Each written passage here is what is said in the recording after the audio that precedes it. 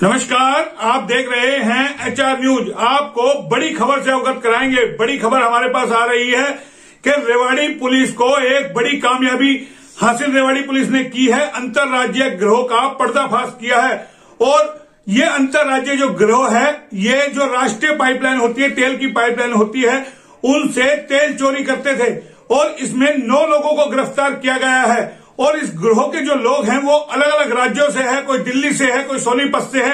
तो अलग अलग राज्यों से यानी कि गिरोह के जो सदस्य हैं किस तरीके से तेल की पाइपलाइन से तेल चोरी करके लाखों रुपए महीने की यानी कि जो है तेल कंपनियों को नुकसान पहुंचा रहे थे, उसी को लेकर के रेवाड़ी पुलिस ने बड़ी कामयाबी हासिल की है और पूरे अंतर्राज्यीय गिरोह के 9 लोगों को गिरफ्तार किया है। इसको लेकर के बाकायदा रेवाड़ी पुलिस अधीक्षक राजेश कुमार ने प्रेस वार्ता भी की है और काफी सारे खुलासे उसके अंदर किए हैं कि किस तरीके से ये अंतर्राज्यीय गिरोह जो है, इसके जो लोग अलग अलग राज्यों से शामिल थे, किस तरीके से पाइपलाइन से तेल चोरी करके कंपनियों को लाखों रुपए का नुकसान पहुंचा रहे थे। और इसके अंदर जो जानकारी बाकायदा दी गई है रेवाड़ी पुलिस अधीक्षक द्वारा कि 22,000 लीटर तेल इनके पास से पकड़ा गया है। कई सारी गाड़ियां बरामद की गई है कि किस तरीके से ये बड़े छोटे तमाम तरह के टैंकरों से चोरी करते थे और अलग अलग राज्यों में जाकर के उनको बेचते थे।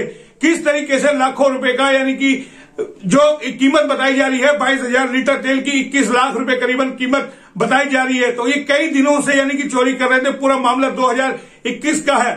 पुलिस लगातार इनकी तलाश कर रही थी। पिछले दिनों भी वारदात हुई थी कि किस तरीके से जो है बावल के अंदर जो है बावल रोड के ऊपर पाइपलाइन है, कर्नावास के अंदर अलग अलग तरीकों से कहां से पाइपलाइनों से ये तेल जो चोरी करते थे, ये पूरा अंतर्राज्यीय गिरोह बाकायदा इसको लेकर के प्रेस वार्ता की गई है। पूरी प्रेस वार्ता आपको सुनाते हैं क्या कुछ रेवाड़ी पुलिस अधीक्षक कह रहे हैं कि कैसे अभी और भी इसके अंदर तलाश की जा रही है। अभी और भी इसके अंदर जो गिरोह के लोग हैं उनकी भी अभी तलाश की जा रही है। क्या है पूरा वाकया, रेवाड़ी पुलिस अधीक्षक की सीधी प्रेस कॉन्फ्रेंस से एक बार जानते हैं। चलते हैं सीधा रेवाड़ी पुलिस अधीक्षक की प्रेस कॉन्फ्रेंस में क्या वो कह रहे हैं। गिरफ्तार हो चुके हैं और कितने बाकी है सर? अभी कम से कम 2 व्यक्तियों की और पहचान हुई है जो इनके गिरोह में शामिल है। तो कितनी वारदात ऐसे तेल चोरी की है? हाँ, इनकी वारदातें मैंने आपको बताया 12 वारदात इन्होंने अभी तक पूछताछ में सामने आई हैं 4 जिलों में 2021 की सिर्फ। और इन 12 वारदातों में से ये अभी तक कंफर्म हुआ है कि कम से कम 10 बल्कि सारी वारदातों में किसी भी वारदात में इनमें से कोई गिरफ्तार नहीं हुआ है। सिर्फ एक इनमें से अपराधी है जो पहले इस तरह की वारदात में गिरफ्तार हुआ था, लेकिन वो भी 2021 की नहीं है, उससे पहले कभी हुआ था। वो कब से कर रहे हैं सर ये? अभी 2020 से एक्टिव है ये गैंग, लेकिन 2021 की हमने क्योंकि अभी इनको कल ही हमने जिस तरह इनको गिरफ्तार किया था, तो पूछताछ में और बात सामने आएगी कि उससे पहले भी इन्होंने कहीं वारदात करी हो और उसमें अगर ये गिरफ्तार नहीं हुए तो वो इनसे पूछताछ और की जाएगी। सर आगे इस तरह की वारदातें ना हो, इसकी रोकथाम के लिए क्या कुछ कदम उठाए जाए? इसकी रोकथाम के लिए हमने जैसा आपको बताया कि हमारी कोशिश यही थी कि हम पूरे गैंग को पकड़ा जाए, ना केवल 1 या 2 सदस्यों को पकड़ के और हम जो है इसको छोड़ दें। उसके साथ साथ अब हम कोशिश करेंगे कि जो इनके खिलाफ साक्ष्य सारे पुलिस ने एकत्रित किए हैं उनको कोर्ट में सामने रख के और उनको सज़ा भी करवाई जाए, ताकि जनरली ऐसा सामने आता है कि इस तरह की वारदातें बहुत ही एक्सपर्ट गैंग जो होता है वही करता है। और तो पूरा गैंग पकड़े जाने के बाद हमें उम्मीद है कि इस तरह की वारदातों पर जो आगे रोकथाम हो सके। इनके सब पहले भी किसी मामले में इन्वॉल्वमेंट है जो पकड़े गए हैं? हाँ, मैंने बताया आपको, इन्होंने 1 या 2 क्रिमिनल्स हैं इसमें से जिनका ऑलरेडी चोरी के मामलों में पहले भी संलिप्तता रही है। बाकियों का भी हम जो है उनके गृह थाना क्षेत्र से और रिकॉर्ड मंगवा रहे हैं। तो किस तरह से सर अपनी टीम ने इनको काबू किया, क्या कुछ प्लान किया गया था? इसमें हमने जैसा आपको बताया कि जो हमारे पास मौके से जो मौके की या आसपास के एरिया की जो फुटेजेस आई थी, जो क्योंकि जनरली तेल चोरी करते समय टैंकर का प्रयोग करते हैं, तो कहाँ से जो है टैंकर्स इस तरह के जहाँ चोरियाँ हो रखी थी वहाँ से जो टैंकर्स पास हुए थे उनको फॉलो किया गया।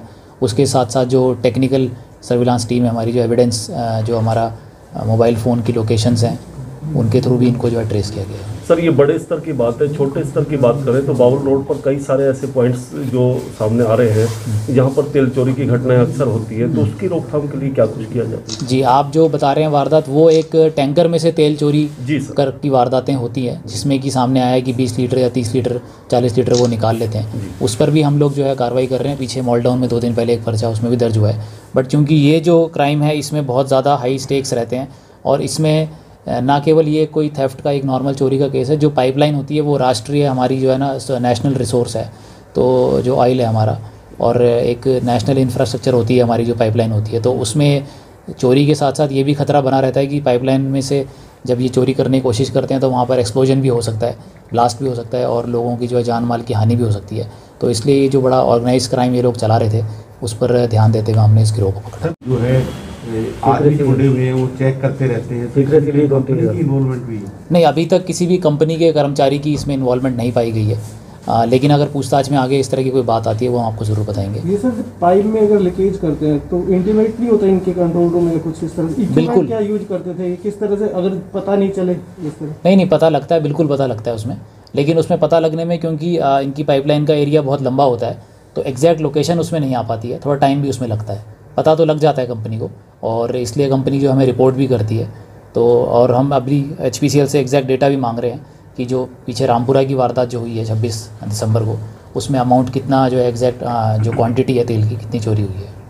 तो वैसे कोई कंपनियों से भी सहयोग लिया जाता है इसमें सर? बिल्कुल बिल्कुल, जो तेल कंपनियां हैं उनसे भी हम जो है टेक्निकल जो भी हमें सहयोग लेना होता है वो लेते हैं इससे।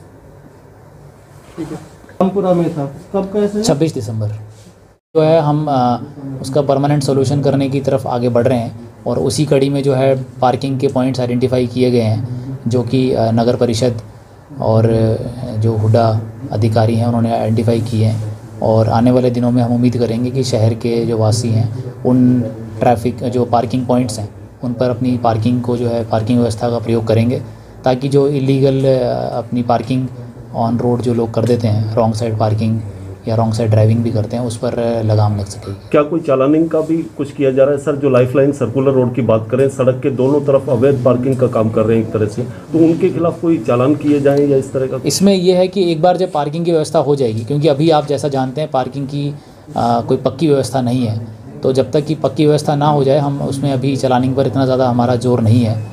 और जो जैसे इसकी व्यवस्था हमें उम्मीद है कि इस महीने के अंत तक हो जाएगी, उसके बाद डेफिनेटली जो है रॉन्ग साइड ड्राइविंग और जो पार्किंग भी जो लोग करते हैं सर्कुलर रोड पर, उनके खिलाफ अभियान चलाया जाएगा। सर अभी आपने कहा कि अभियान चलाया था स्पेशल, उसमें बहुत सारी गिरफ्तारियां हुई, अवैध हथियार भी पकड़े गए जी। तो अगर ये अभियान लगातार अगर जारी रहे तो ऐसा नहीं लगता है कि क्राइम पूरी तरह खत्म हो जाएगा? नहीं, क्राइम पूरी तरह ख़त्म हो या ना हो वो मैं उसके ऊपर काफ़ी हद मैं तक कमेंट लगाम नहीं लग करूँगा, सकती है। लेकिन ये बात ज़रूर है कि जो ऑर्गेनाइज क्राइम जिसको हम कहते हैं कि जो गिरोह और बिल्कुल बेलगाम होकर जो अपराध करने वाले अपराधी हैं उनके ऊपर हम ज़रूर कोशिश करते हैं कि समय समय से अभियान चलाते रहें अलग अलग प्रारूप में, चाहे वो कोर्ट से जो उद्घोषित अपराधी हैं, PO बेल जंपर्स हैं, उनको गिरफ्तार करने का हो, चाहे वो अवैध हथियारों की ऊपर लगाम लगाने के बारे में हो, या नशा बेचने में लोग लगे हुए हैं उनके खिलाफ हो।